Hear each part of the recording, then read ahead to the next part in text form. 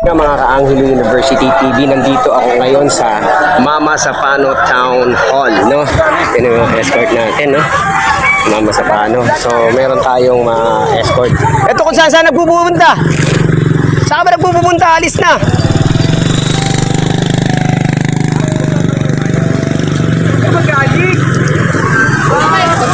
So yun guys, punta na tayo doon sa kung saan dinali yung Sub 44. So puntahan natin yung area ng Sub 44. So tara guys. So malapit na tayo doon sa tulay. Ayan. Ayan na yung ating convoy, no? Meron tayong syempre. Alam mo, meron tayong mga kasama. Mga police dito nagkikwento rin sila talaga sa hindi sila nagkakay sa lahat ng time doon. Kasi mali daw talaga na hindi sila nakapagkawal. Lahat ng police dito mga nabastusan din. Malulupit itong ating mga team leader. Siya ang team leader. Juliet. Malulupit eh. Bigatin yung mga sa paano. Masapano eh. Babangga dito sa dalawang to. Ang babangga dito na lang to. Giba. Ang bumangga. Bayabas. Ang bumangga. Giba. Talaga. Grabe. Ayan o. Ito yung saan yung tinapay dyan, Sir? ito yung Gutom ako. Pansit lang nakain. sagingan ng Mama Sapano, no, na mapupuntahan natin. Ayan. Wala akong nakuha. So ganito pala ka yung area. Wala nga kami Ayan. almusal normal. So napakaganda ng area dito sa Mama Sapano area.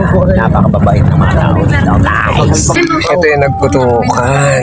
Ito na yun. Ito sa 44 bridge na tinatawag. Ito na yung moto. Ayan o. Ayan. Bintado na. So ito na siya.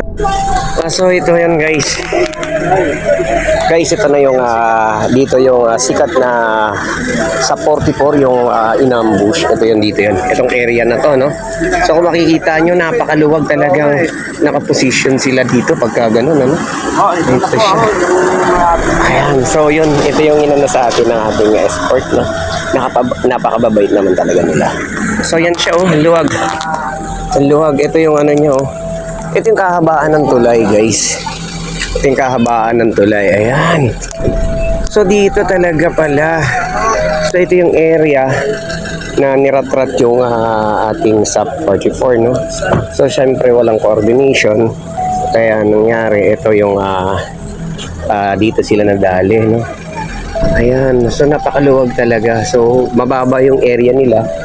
Kaya, ito yung dating tulay na nasimentohan na, no? Ayan, no? So, yan. Oo. So, biyahe ng biyaya. Let's go. Yan. Dito guys yung ano nila. Yung nangyari siya sa 44. Diyan sila naubos lahat, no? Kasi nga foreigner sila lahat, kabisado na ikutan na sila ng mga MILF. Ito yung MILF area.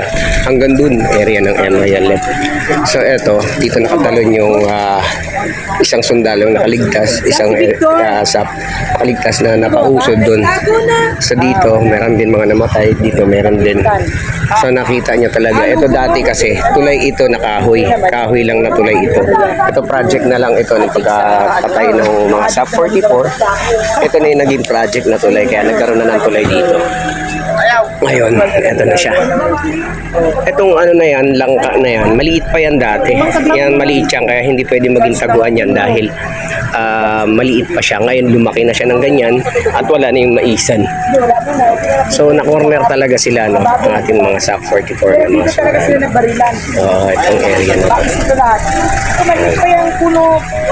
So, yun. Maliit yung puno na yan.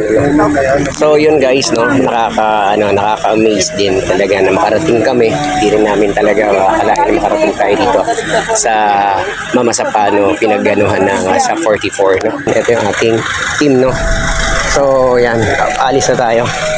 Pupunta naman tayo sa ibang area para mangalap ng mga magagandang area dito. So, yan. Buti hindi naman baka. Yan, lakad na sila. So, lakad na tayo guys. At nakasama yung panahon, ano? Yung panahon talagang binagbigyan tayo. Salamat sa 44. Sa 44, ang pagka matay ng sa 44 dito pala yun, no? So talaga makita natin corner na corner at patay sila. Bakit sila naubos?